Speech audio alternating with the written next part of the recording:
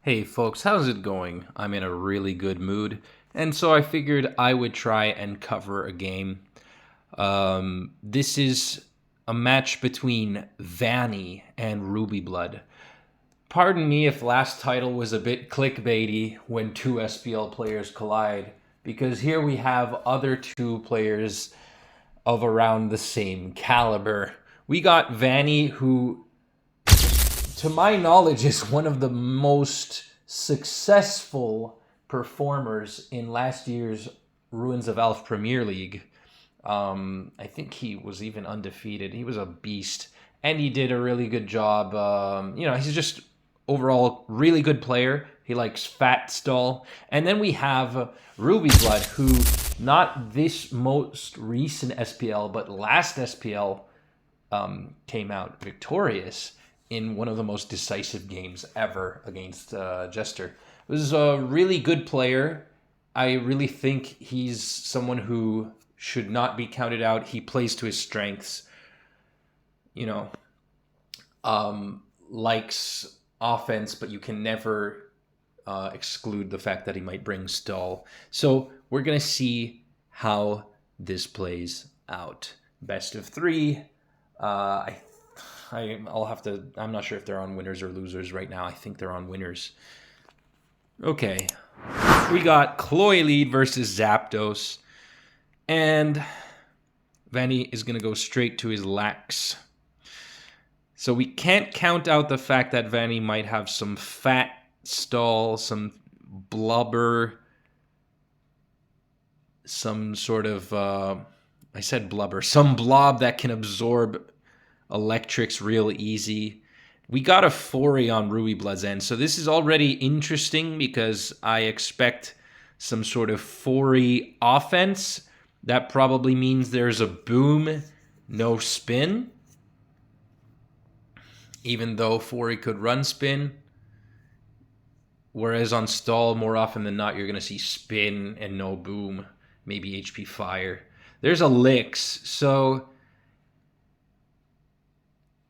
Vani's team seems a little bit more standard, but with Licks and Fori, interactions can go about a bit differently. There's a decent chance that the Fori...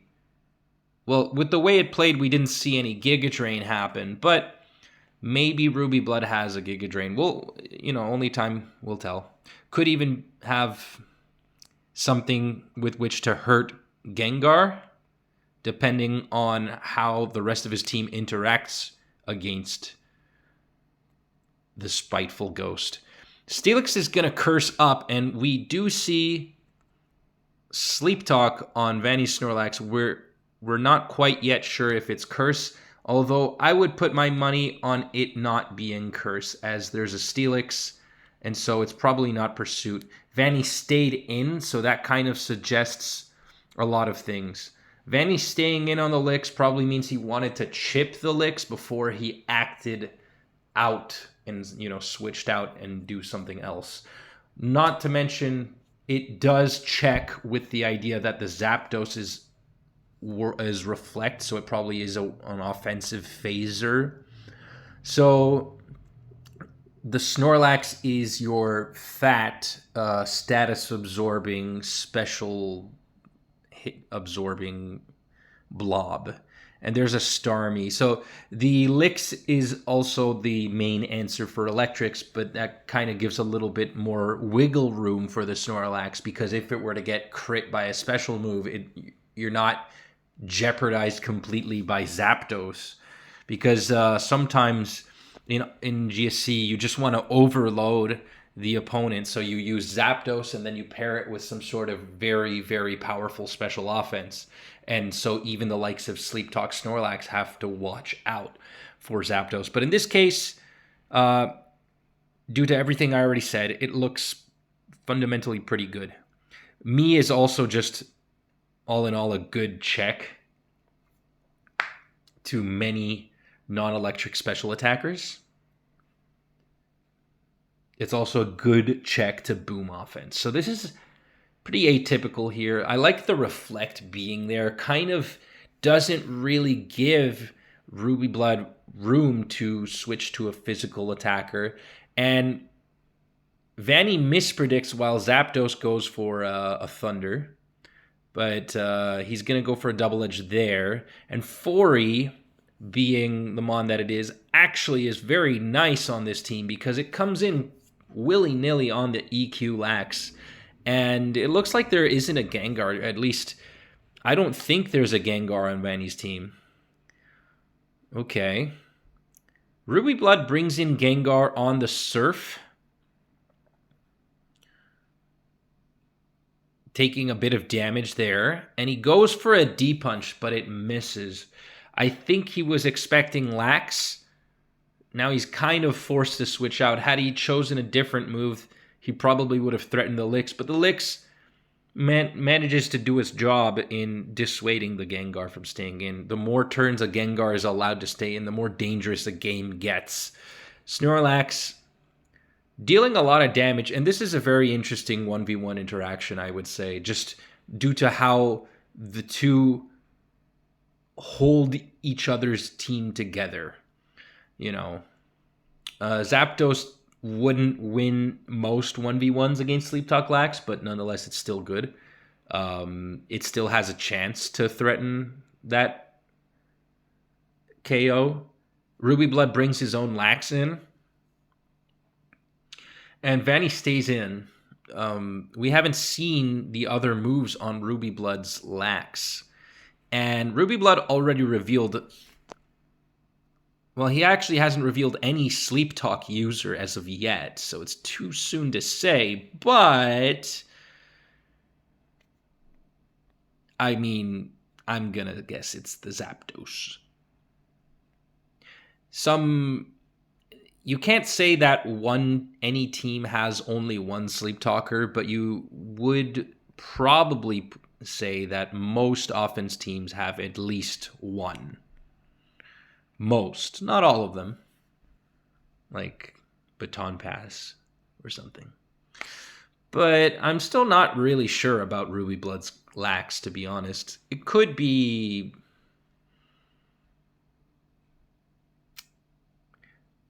Here's one thing I will say. So he booms, right? The Fori booms. Probably wanted to catch the Lax. Takes out the Starmie, but that's still somewhat beneficial for Ruby. Because that does mean he's probably going to be able to... Oh, no. Not like this. Oh, man. Oh. That is such a... That's so anticlimactic. This was interesting, too. What the fuck? Vani wins via activity. Oof. So in that previous game, Rubyblood's timer went out. It was a game happening on Smog Tours. I wasn't following it from there, though, so it feels very anticlimactic to just see that end that way. I will take one moment just to say this. It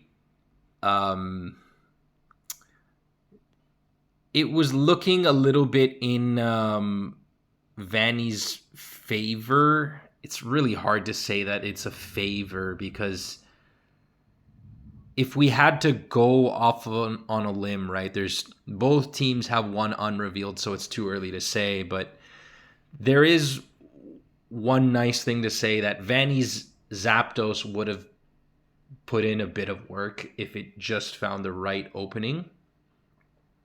Without a spinner, so without a Golem on Rubyblood's team, it can get bullied a bit by the likes of Whirlwind Zap, which Vani happened to have. All right. Game 2. Let's hope that Rubyblood manages to come back from that unceremonious defeat. So this time, Vani reveals a Curse Lax lead, and he, quote-unquote, wins the lead matchup. And Rubyblood once again brings in a Fori. He seems rather comfortable staying in. So he either has... Okay, so that's a Hidden Power Fire. I mean, it could be bug, but I don't know. I would put my money on fire.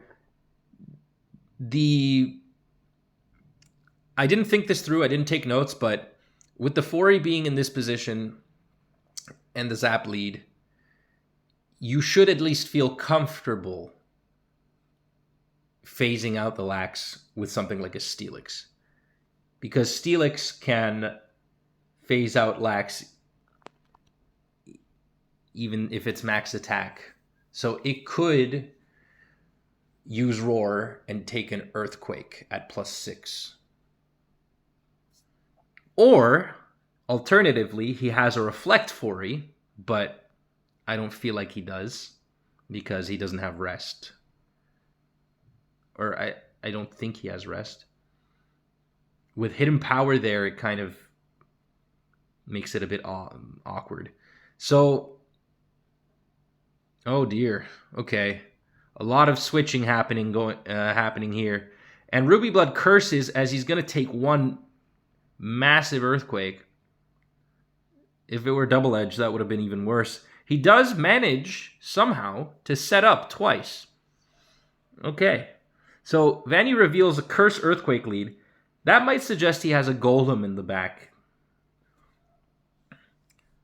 Curse Earthquake Lax, in order to successfully set up, likes to have spin support.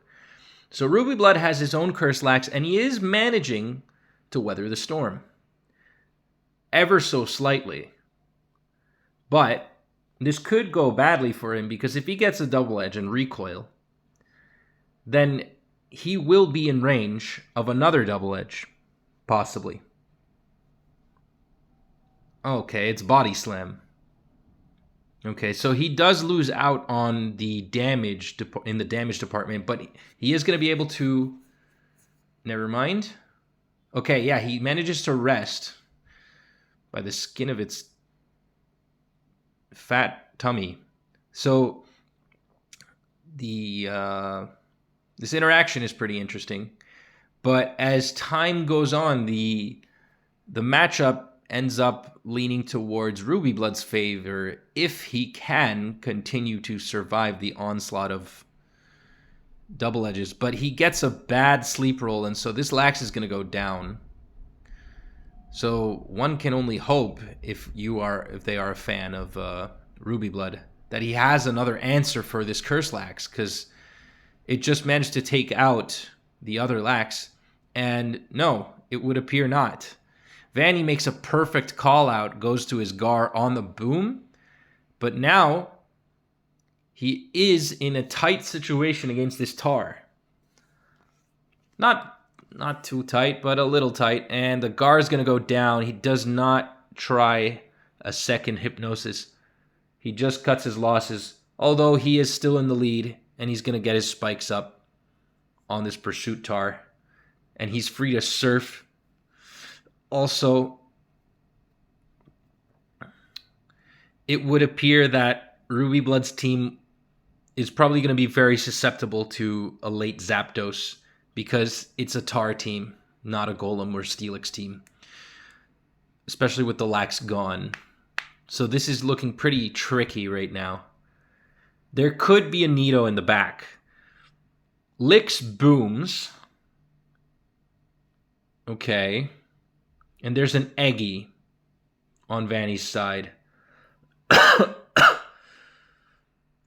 And a Stun Spore. That's interesting. Okay, so this is not at all what I expected Vani's team to be. It's too early to tell. Eggy's gonna go down. Stun Spore, no Giga Drain. Leech Seed. Okay. Well, that Leech Seed did not pay off. And this Gengar is going to really hurt something. Yeah, because the Zapdos is in the back. But without a Mon to follow up, this Zapdos is free to rest up again. Oh no! And Vani stays in, tries to attack, does not click rest.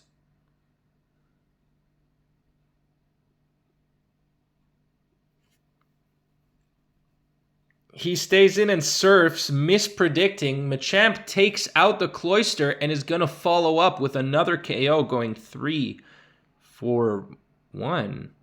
Rubyblood manages to clutch out that game. I feel like Vani made a few missed calls there. That team is pretty interesting, though. Gengar licks Eggy. A lot of switching opportunities. Has a lot of utility, too. The Stun Spore is pretty interesting. But a bit uncomfortable in the end there, in that end game. Okay. So, Rubyblood is on the board, and they're both going to be playing this time 1-for-1. So this is the determiner. Cloy lead on either side.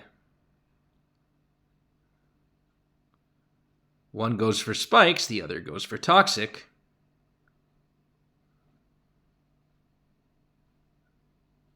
Okay.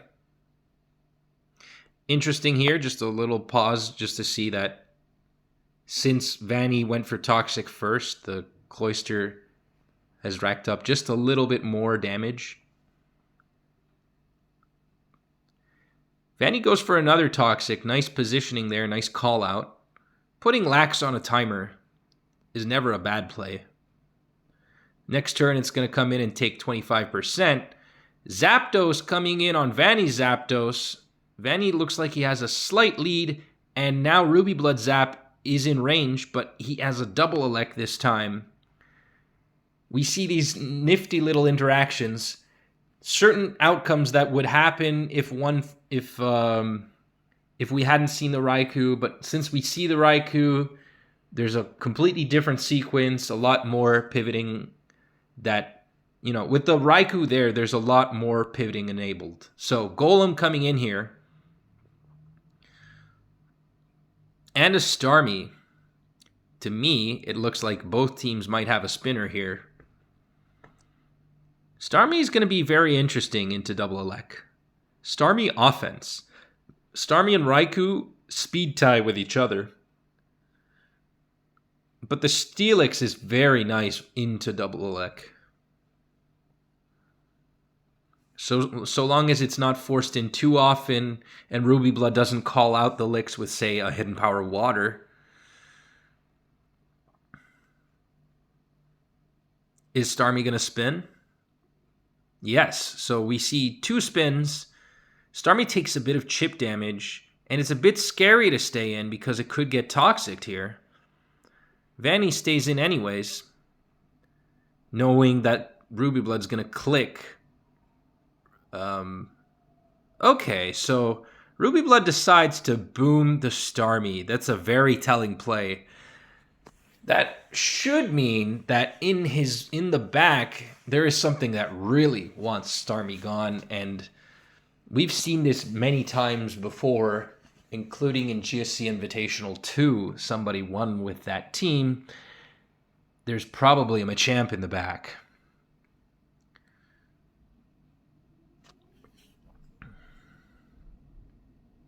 It's too early to tell because we haven't seen any interactions with Snorlax yet. So Rubyblood's deciding to stay in with his own Lax and 1v1 Vani. Vani's Lax. And there's a Boom. Now, Boom is also very interesting because Boom Lax is meant to target other Lax, not typically Cloyster, but he goes for the Boom anyways. So maybe it's another thing entirely. Maybe the Boom Lax is a great enabler for the double electric in general, because more often than not, when you curse or when the opponent curses with their Lax, they're going to stay in the next turn, so that's when you boom. Rubyblood maybe a bit preemptively booms here. I don't think he was trying to get rid of Cloyster. But it could be a double elect Hera with Boomlax. Or it could be the Machamp. It could be anything, really. It could even be an Eggy, a Gar. Okay, that Zap is going to go down, and now the situation's a bit dicey. There's a Marowak. Marowak fits in the principle of just sheer offense. Boomlax takes out Skarmory. If it's facing Stall, it takes out, you know. So it did take out the Cloyster. So this is not bad for Marowak by any means. It's a bit tricky because it doesn't want to take too much damage. And look at that. Vani bringing yet another Reflect Zap, and the Reflect lets it survive, and it kind of gives Rubyblood another opportunity to rest. He's not going to do that, though. He has Hidden Power Ice, not Water. And he's going to have to make something happen with the Golem. Maybe he will Roar? Or is he going to attack? He's going to attack. Does he get a crit? Oh, shit. Hang on a sec. Oh, no. Okay, I have to commentate this. So, the Steelix uses Curse, and it's behind a Reflect. Since it's already extremely high, with the Reflect, essentially what happens to Steelix's defense is the same thing that would happen to a Marowak's attack. It's going to roll over. And so the Earthquake actually does a lot of damage. 45%. A stat will roll over, as it says here. In Gen 2, a stat will roll over to a small number if it is larger than 1024. Yep. And he goes for a Boom, which might not be bad because he can follow up with Marowak here. He goes, he calls out. Okay. Now, the Zapdos is going to be a big deal. He goes for the Reflect, probably the right call. It's going to enable his Lax, at least. And there's another Marowak. Whack on whack violence, man. Oh, shit. Vani wins the speed tie. And he's definitely going to be able to take out the Raikou. Which means, ladies and gentlefolks, that Vani is going to move on to the next round. Rubyblood, I think, is sent to losers. Hope you guys enjoyed. This was a pretty exciting game. I love Marowak, man. I just fucking love it. And people using more and more of it it's always a great thing to watch. All right, then. I hope you guys enjoyed. And see you next time.